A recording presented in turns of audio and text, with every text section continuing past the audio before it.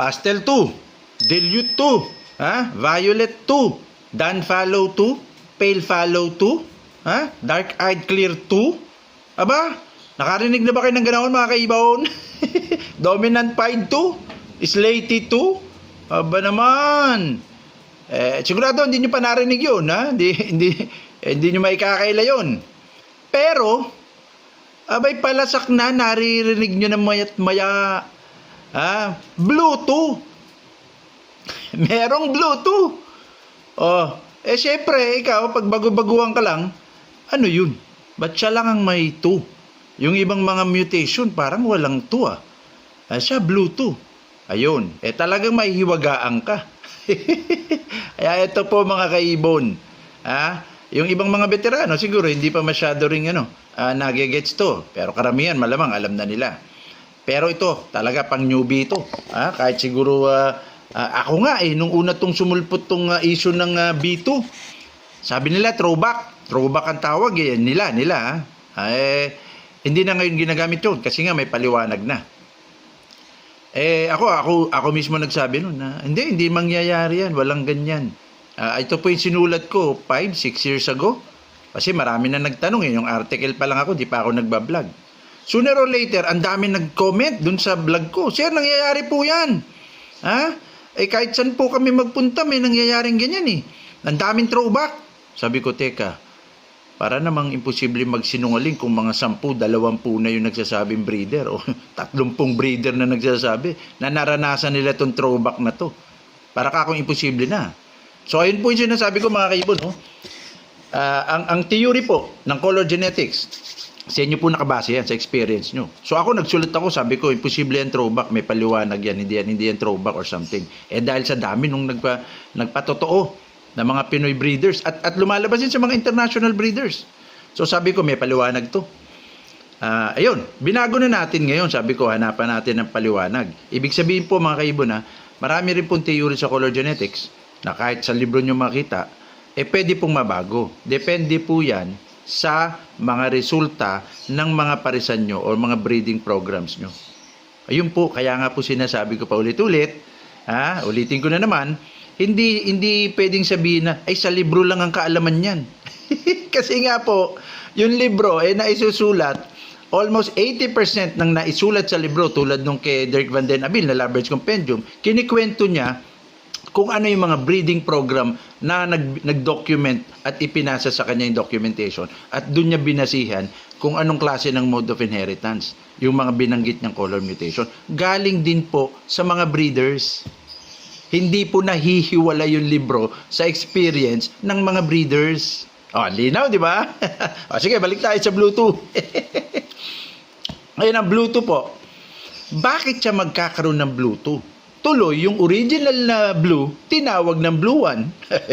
Kaya, yung original na blue, alam nyo na siguro yung blue one na ang tawag kasi may pangalawang sumulpot na Bluetooth.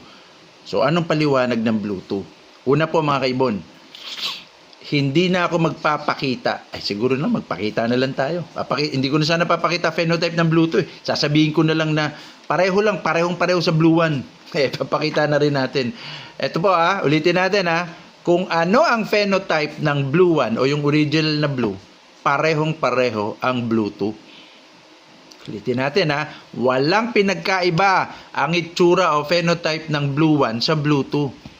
Ba't tinawag siyang Bluetooth kung parehong-pareho? May paliwanag, susunod. Ito yun, Ito lang, kung ano yung Blue One, Bluetooth rin. Ganun ni Chu. Ayan, yan yung Blue One. Ganyan din po yung Bluetooth. Ulitin natin, Kay Echo Okisoba pa rin ito, Kakatuwa yung graphs niya kasi nagawa niya ng magandang example. Yung Blue One na yan, Ganyan din po ang itsura ng Bluetooth. Wala pong pinagkaiba. Di ba? Di ba nakakalito? Paano mo malalaman kung ano yung Blue One sa Bluetooth? Walang pinagkaiba sa hitsura or phenotype. Kaya ang daming nalilito ng 1 dekada mahigit. Kasi matagal nang sumulpot yung Bluetooth. Pero at that time, yung sumulpot yung Bluetooth, mga 5 to 8 years, walang nakakaalam na Bluetooth yun. Ibig sabihin, hindi pa nade-defined or nade-determine na another blue mutation pala yun at tatawaging Bluetooth. Kaya ang daming nalito nung mga nakaraang mga taon. So ito, lilinawin na ngayon natin. Ang dami kasing tanong dun sa nakaraan eh. Actually, buti pa banggitin natin yung mga tanong, yung mga comments ng nakaraan, ha? Kasi andito karamihan tungkol din sa B1 B2 eh. Ano sabi ni Phoenix Caparas nung ito may kinalaman sa dominante ba ako? Basta yung asawa ko dominante. Ayun, ang dami nakarelate dito.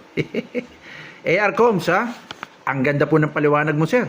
May na-realize ako sa explanation nyo. Isa pala sa sure method na makapag-identify ka ng sure homozygote aqua ay galing parisan na back-to-back green split aqua. Once na may nilabas sila na visual aqua, ayun. Maganda din sana, sir, maipaliwanag nyo yung Punnett Square. Ayun, darating tayo dyan, huwag ka maglala, darating tayo dyan. Salamat, AR Coms. Ito kay Angelo Castro, binanggit ko na rin to ng ilang beses na rin, no? Pareho lang po ang galawan ng non-sex link ino, pastel at deck, parang aqua B1 B2. Basahin nyo to, maganda itong nilagay niya dito, Geo Mini Avery. Yes na yes, napakasolid na paliwanag na naman, bro. Ayun, may pinaliwanag siya, mahaba lang tungkol sa rainbow mutation sa Baji. Na may kinalaman din to, actually, yung yellow face sa Baji, yun yung Bluetooth. Listening is a skill. Makinig para matuto at makaiwas sa malaking tuition fee. Jam Mini Avery. Salamat po. Star sender to, si Jam Mini Avery. Nelson Faustino Balagtas, another star sender. Ayos, Boss Idol. Maliwanag kahit walang buwan. Thank you. Naintindihan ko rin ng Alil Jeans. Iwasan si Boy Karga. Jam Mini Avery. Ayun, 10 stars. Thank you, thank you. Abu Josh, 10 stars din. Always support lang tayo. Sa nagbibigay ng kaalaman na libre. Sa ulitin, malit na bagay lang. Nagbibigay na pero galing naman sa puso. Salamat po. Wala pong malit na bagay. Tama po kayo. Abu Josh from Zamboanga City. Ayun. Sabi ni Low Mute Avery, paano pag sa Blue 1 or Blue 2? Kaya ibangga ang aqua, sir. Maglalabas kaya ng visual aqua? Hindi po. Hindi siya maglalabas ng homozygote aqua. Maglalabas lang din siya ng aqua B1 or aqua B2. Pag binangga mo ang homozygote aqua sa homozygote Blue 1 or homozygote Blue 2. Okay? Sabi ni Archie Alfonso Buwan, tsaka ako recessive, boss, dapat nag-split ng aqua sa blue. Ayun. Pero recessive talaga siya pag green. Kasi nga po, ulitin natin, Ulitin natin, ito po talaga ang kalakaran at ang proseso. Tinatawag na recessive o dominant ang mga mutation pag ibinangga sa normal green o yung wild type form. Doon po ang basihan. Lagi pong may basihan. Kaya tinawag siyang recessive kasi pag binanggawa mo ang homozygote aqua sa green, hindi siya lalabas. Magi-split lang siya. Okay!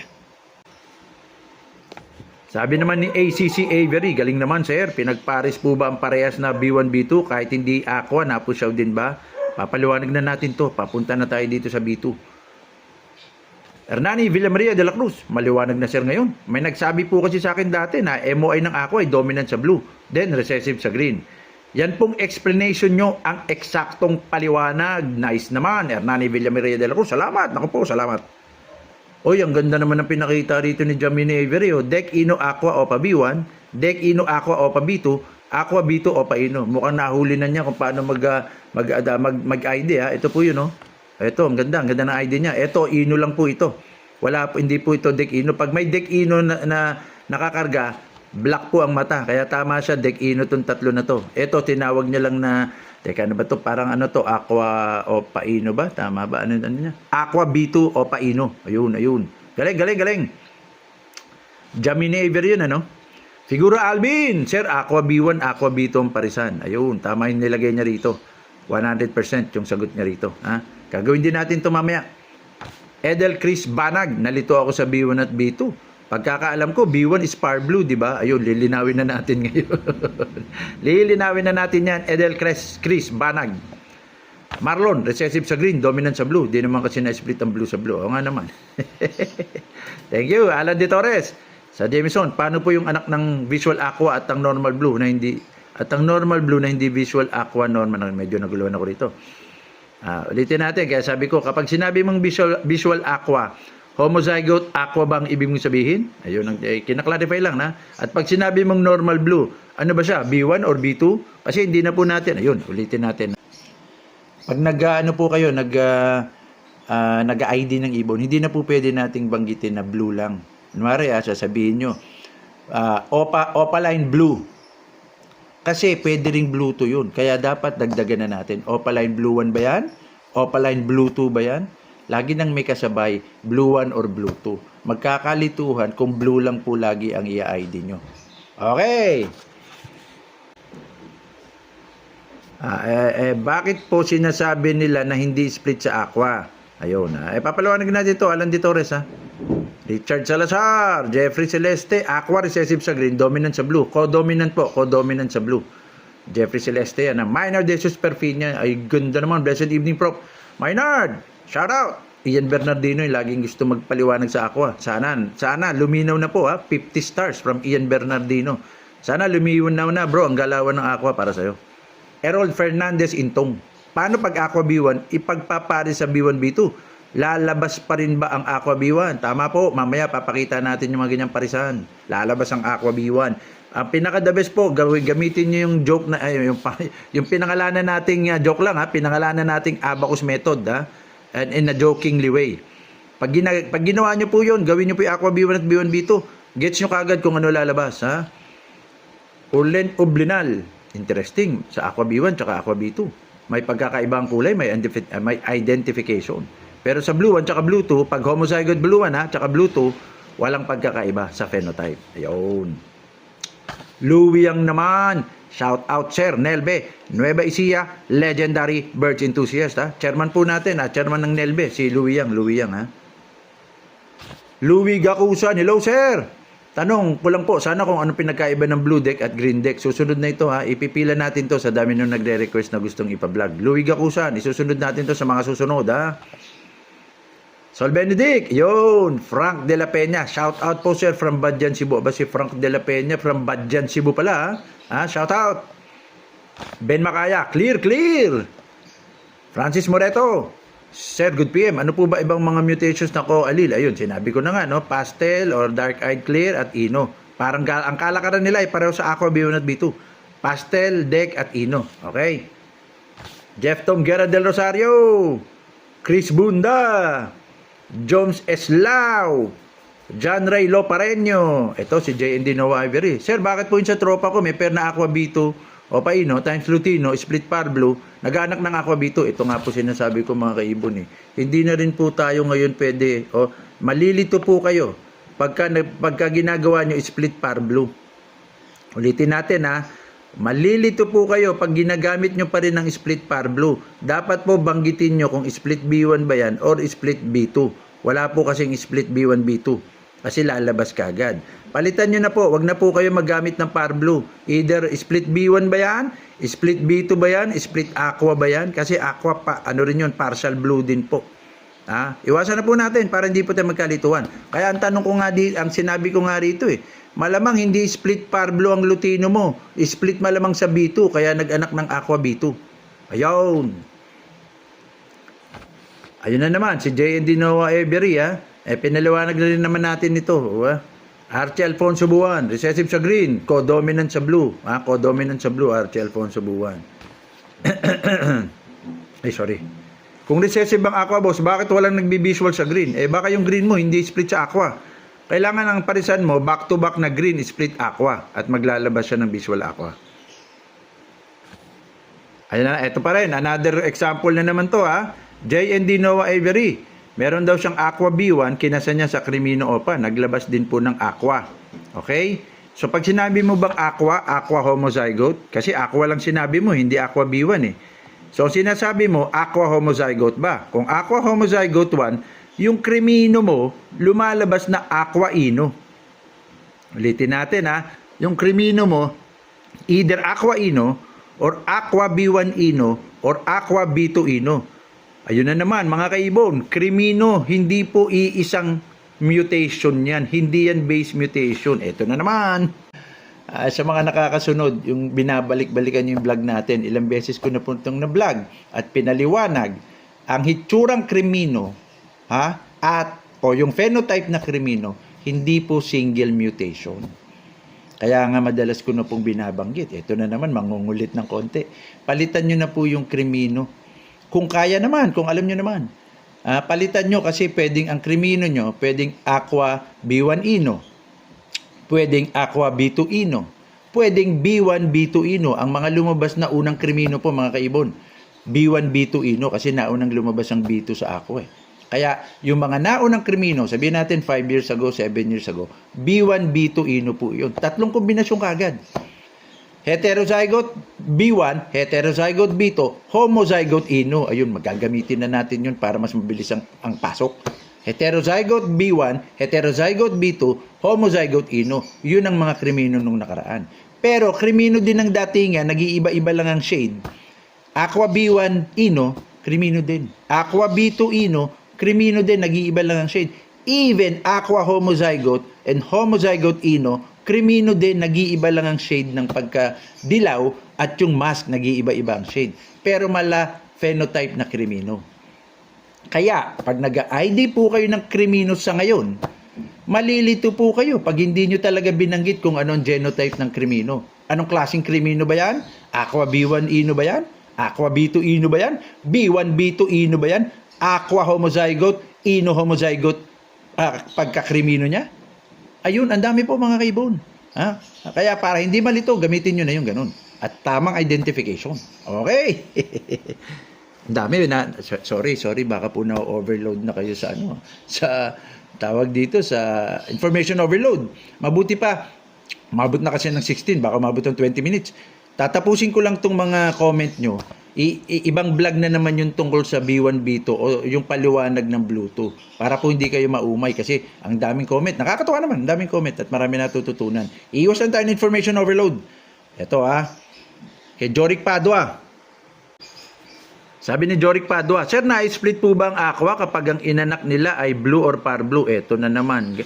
Ito, maayos natin to pag pinaliwanag na natin yung Bluetooth at yung mga galawan nga ng alil. Hindi po siya ma-split. Hindi ma-split ang aqua. Kasi pagka nag-combine ng aqua sa B1, nag-combine ng aqua sa B2, lalabas kagad. Okay? Pero nag-anak sila ng blue, di ba? Mamaya, meron tayo susunod na vlog. May parisan tayong ganyan, yung sinabi mo. Ganda naman ang pagkakahimay ng bawat paliwanag. Klaro sa pagbibreeding, di ka na maliligaw. John Ugatillo. Salamat, John Ugatillo, Liam Avery naman. Ronald Coronel. Sebastian Nolyab Ocobas. Sir, good evening. What is your pet bird? At tinatanong niya. Gerson Cruz Luciano, Isang na lang tayo, flight cage at Alps 2 or yung I-Ring group, Actually, fishery lang halos nandun lahat. Yerby Almazon. Hoping Sapphire topic naman soon, Sir. Jonathan Vasquez, medyo matatagalan tayo dito ng konti dahil tungkol po ito sa mga allele genes at ito yung alternative na paliwanag, no? Hindi natin na sinasabing yun na kagad ang iisang paliwanag. Alternative paliwanag po yung mga crossing over. Okay? Ulitin natin na alternative na paliwanag. Hindi natin sinasabing 100% kagad. Okay? Erickson Soriano, hanep, wait, kumura ibon yan. Mga kaibon, sorry. Pag pinaliwanag ko pa yung Bluetooth, abutin tayo ng 30, baka umabot tayo ng 35 minutes. Alam ko, bumibitaw kayo pag medyo mahaba, lalo na kung technical. Balikan nyo tong vlog na to at tingnan nyo yung sinabi ko, lalo na dun sa krimino. Huwag nyo nang banggitin yung krimino, banggitin nyo agad kung anong genotype. Aqua B1 ino ba yan? Aqua B2 ino ba yan? B1 B2 ino ba yan? Pare-parehong krimino itsura niyan, nag-iiba-iba lang ang shade.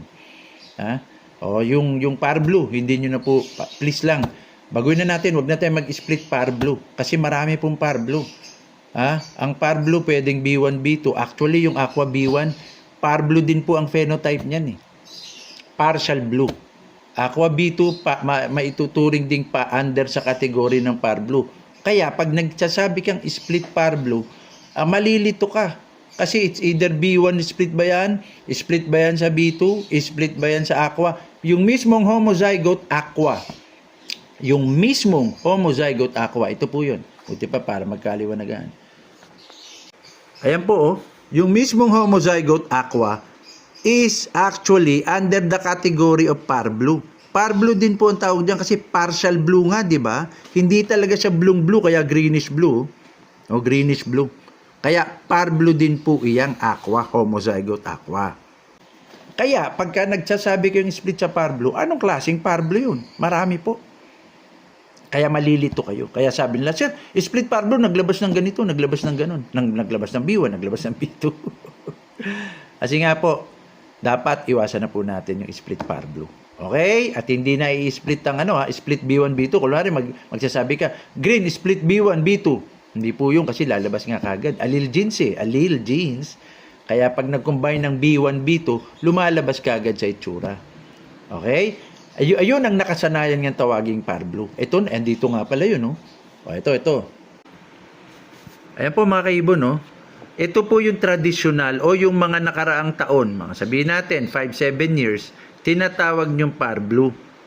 Kombinasyon po siya ng blue 1, blue 2. Allele genes po yan. Lalabas na sa isang chromosome may blue 1 ka, sa isang chromosome may blue 2 ka. At pagka pwedeng tawaging heterozygote blue 1, heterozygote blue 2 kasi tig-isa. Ayan po yun mga kaibon, yung palasak na tinatawag yung par blue 5-7 years ago. Ngayon, hindi na rin lang yan ng par blue, may aqua blue 1, no? Partial blue din po yan. Kasi hindi siya green, hindi siya blue. Midway between green and blue, kaya partial blue eh. O, di ba?